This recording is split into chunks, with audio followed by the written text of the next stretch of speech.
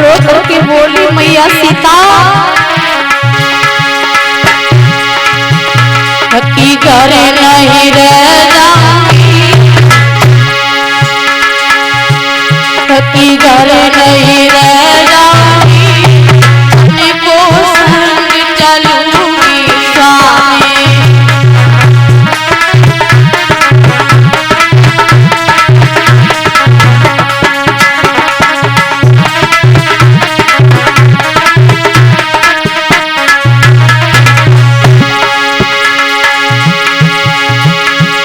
पति बिन सदा नहीं सुनी,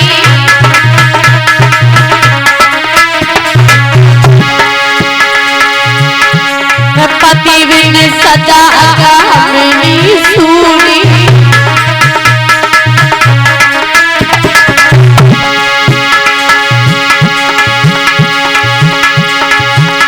कि घर नहीं रह जाऊंगी, कि घर नहीं रह जाऊंगी, अपने को संग चलूं मेरे स्वामी।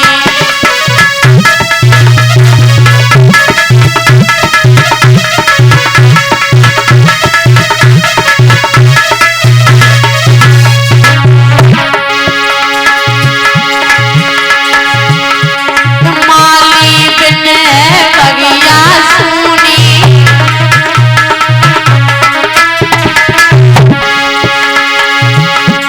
माली बिन बगिया सुनी,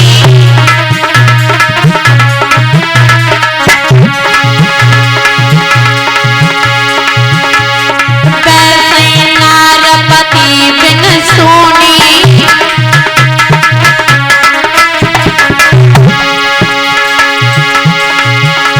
मरूंगी गोटे गोटे की, मरूंगी गोटे गोटे की, अपने को संग चलूंगी स्वामी।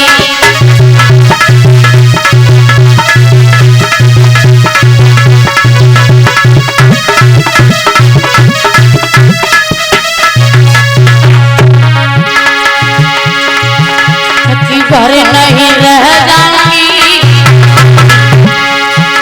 कि घर नहीं रह जाऊंगी, अपने को संग चलूंगी स्वामी। घर नहीं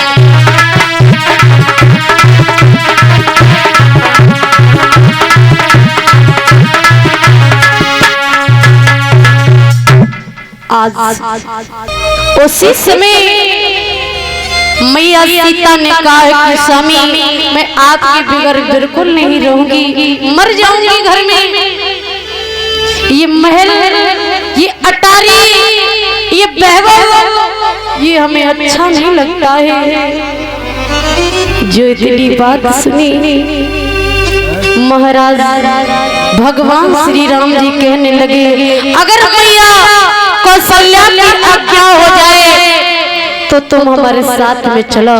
मैया कौशल्या से पूछा जाकर के सीता जी ने, तो श्री सीता जी के मुखारविंद से जब ये बात सुनी है तो श्री कौशल्या मैया कहते हैं कि जाओ अपने पति की सेवा करना, अपने पति के चरणों में हमेशा रहना। आज उसी समय भगवान श्री राम ने कहा कोई बात नहीं, अगर मैया की आज्ञा है तो जरूर हम लेकर के चलेंगे। इधर से सातारी लक्ष्मण जी को पता चला तो फिर सातारी लक्ष्मण कहने लगे समझा करके कि भैया मैं भी आपके साथ में चलूंगा, मैं घर नहीं रह जाऊंगा। जवाब दिया लक्ष्मण आप मत जाओ, क्योंकि आपकी मैया आपको बड़ा प्रेम करती है। जवाब दिया कुछ भी हो भैया, मैं तुम्हारे बगैर नहीं रहूंगा, मैं तुम्हारे बगैर मर जाऊंगा। अपनी मैया सुमित्रा के पास में पहुंचे। सुमित्रा मैया से कहा, सुमित्रा मैया कहती है कि बेटा तुम अपने भैया के साथ में अगर जाओगे तो तुम्हारा जीवन धन्य तो होगा, उसके साथ साथ में हमारा भी जीवन धन्य हो जाएगा मेरे लाल। लेकिन एक बात याद रखना, आप वन में जाना, वन में जाकर के भैया के साथ में कभी सोना नहीं, अपने भैया और भाभी की सेवा करना। और इतना ही नहीं लाल, भोजन बाद में करना, पहले अपने भैया को भोजन खिलाना और अपनी मैया सीता को भोजन खिलाना। लक्ष्मण जी कहते हैं कि मैया आप चिंता न करो। आज मैया सुमित्रा कहती है कि बेटा जब कभी मेरी याद आवे, जब मेरी याद आवे तो अपनी मैया सीता को देख करके उन्हें अपनी माँ के समान मान करके अपना जीवन व्यतीत करना। और अगर की याद आए तो बड़े बढ़िया राम को पिता मान करके अपने जीवन को व्यतीत करना। मेरे बेटा लक्ष्मण कभी भी अपने भैया और अपनी मैया सीता से चेहरा को मत मोड़ना। तीनों प्राणियों ने क्या किया, आज तैयारी बनाई है।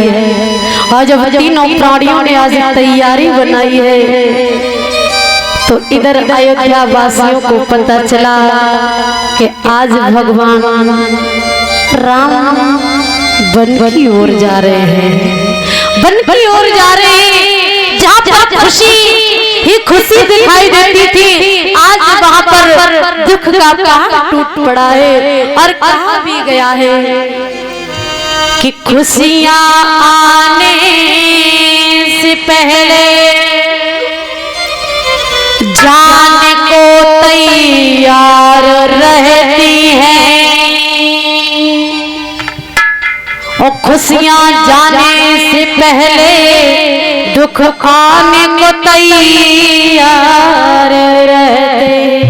खुशियाँ आने से पहले कभी कभी जाने को तैयार रहते हैं और दुख आने के लिए तैयार रहा करते हैं। भगवान राम को कहाँ राजा बनने वाले थे, आज वनवास होने लगा है। जैसे ही सुबह की वेला हुई, जैसे ही सुबह की वेला हुई है, महाराज भगवान इधर धीरे धीरे समय व्यतीत हुआ। प्रातः काल जैसे हुआ और जब प्रातः काल हुआ है तो आज भगवान श्री राम वन की ओर चल दिए। आज जब भगवान राम वन की ओर चल दिए जा रहे हैं तीनों प्राणी। इधर सारे अयोध्या के वासी, सारे अयोध्या के वासी जितने थे सब भगवान राम के पीछे पीछे जाने लगे। और जब राम के पीछे पीछे जाने लगे तो राम जी कहते हैं कि है अयोध्या के वासी आप लौट करके घर जाओ, आप घर लौट करके जाओ। बहुत समझाया, कहा है कि प्रभु आपके बिगर सारी अयोध्या सुनी सुनी लगती है, ऐसे लगता है मानो कोई अयोध्या में रहता ही ना हो। कि कहीं भी भगवान राम को वनवास तो दे दिया, लेकिन दरवाजे पर खड़ी है, आंखों से आंसू की धारा बह रही है। क्योंकि कई आंखों से आंसू की धारा बह रही है। कहती है बेटा राम आज तू वन को जा रहा है, मेरी लाल तेरे बगैर हमें कुछ अच्छा नहीं लगता है।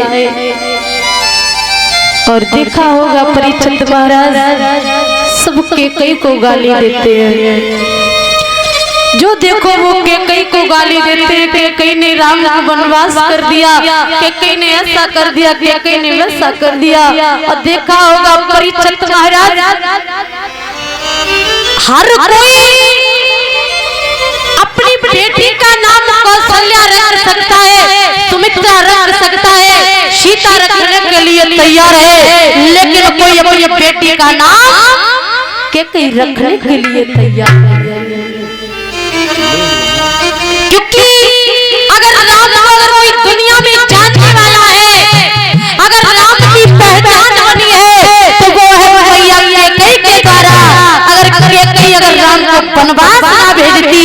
तो राम राजा बन करके रह जाते, उन्हें कोई भगवान के नाम से नहीं जानता।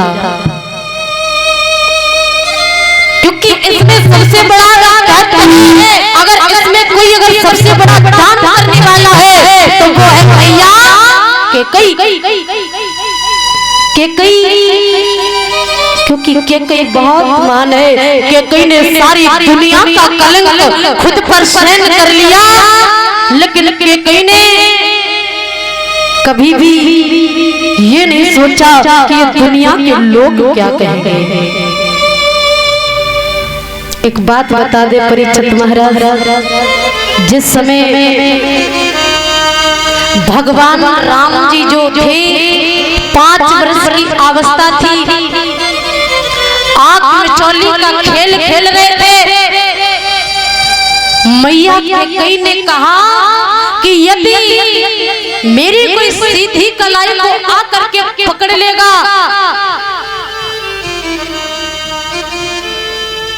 तो जो मांगेगा हम वो देने के लिए तैयार है। राम जी कहने लगे कि मैया मैं मांगूंगा क्या तू दे पाएगी? मैं मांग तो लूंगा, लेकिन ये बता तू दे पाएगी कि नहीं दे पाएगी? केकई कहती है कि बेटा राम तू कहे तो मैं तुझे अपने प्राण दे दूंगी, क्योंकि मैं तुझे इतना प्रेम करती हूँ, इतना प्रेम करती हूँ। तू कहेगा तो मैं सारी दुनिया की वस्तु, अगर तू हमसे आसमान की ताली मांगेगा ना तारी, वो भी मैं तुझे ला करके दूंगी, कुछ भी हो जाए मेरे बेटा राम। राम जी कहते मैया सोच ले, काय कुछ भी हो जाए बेटा।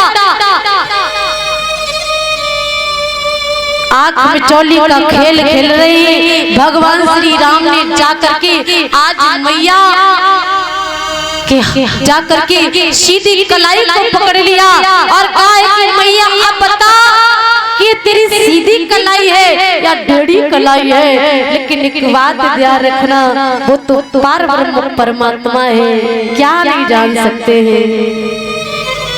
आंखों से पट्टी को खोला, कहा कि देख ले मैया तेरी सीधी कलाई है, काहे की मांग ले बेटा, क्या मांगना चाह रहा है? जवाब दिया कि मैया ऐसा न हो तुझसे मैं मांगू, ऐसा न हो कहीं तुझे मेरे मांगने से कहीं तुझे विधवा ना बनना पड़े। आज मैया केकई मूर्छित होकर के जमीन में गिर पड़ी, कहने लगी बेटा राम ये तूने क्या कह दिया है? काहे कि मैया तूने ही तो कहा था जो मांगोगे वह मैं देने के लिए तैयार हूँ। तो ज्यादा नहीं मैया, जब मुझे राज तिलक हो तो राज तिलक की जगह मुझे 14 बरस मांग लेना, मेरे लिए 14 बरस ही काफी है। मैया केकई ने कहा कि बेटा तेरी खुशी के लिए मैं कुछ भी कर सकती हूँ, विधवा तो क्या मैं अपने प्राण भी देने के लिए तैयार हूँ।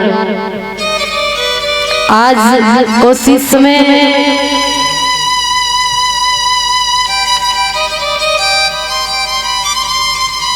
क्योंकि भगवान राम ने ही कहा था कि कैसे आज वही केकई इतना प्रेम करने वाली, आज जो भगवान श्री राम ने स्वयं वरदान मांगा था, आज वही समय आ गया। राम जी जा रहे हैं, केकई दरवाजे पर खड़े होकर के फपक फपक करके रो रही है। सब जा रहे हैं, आगे जा करके महाराज राम जी ने सभी को लौटाया। समस्त मंत्री के द्वारा रथ पर बैठ करके तीनों प्राणी गंगा के तट पर जाकर के पहुंचे, और जब गंगा के तट पर जाकर के तीनों प्राणी पहुंचे हैं,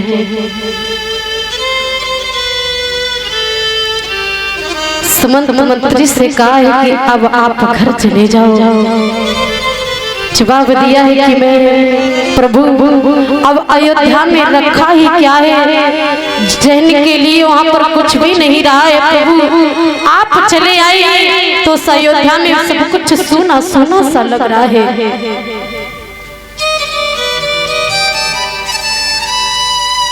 उसी समय में सुमंत मंत्री तो लौटने के लिए तैयार है, लेकिन सुमंत मंत्री के जो घोड़े हैं ना वो वापस नहीं लौट रहे हैं। कहते हैं कि राम की बिगड़ सब कुछ सूना सूना लग रहा है, मैं लौट करके नहीं जाऊंगा। अब वहां से सब लौट करके नर नारी लौट करके पुनः अयोध्या के लिए वापस आए हैं। इधर भगवान श्री राम जी ने क्या किया है, इधर भगवान श्री राम केवट से कह रहे हैं कि भैया केवट को बुला रहे हैं कि भैया केवट आप ऐसा करें, आप अपनी नाव को लेकर के इधर आए। तो केवट जो था भगवान राम केवट को मांग रहे हैं, और जब ये नाव को मांग रहे हैं तो मांगी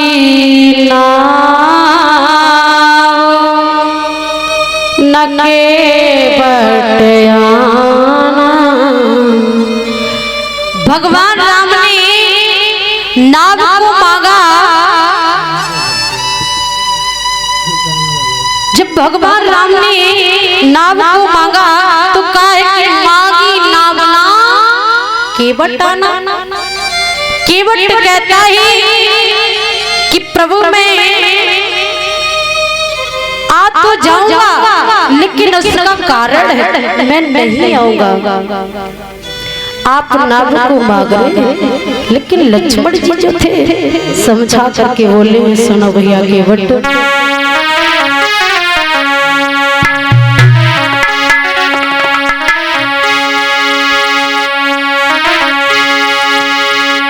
सुन मेरे केवट भैया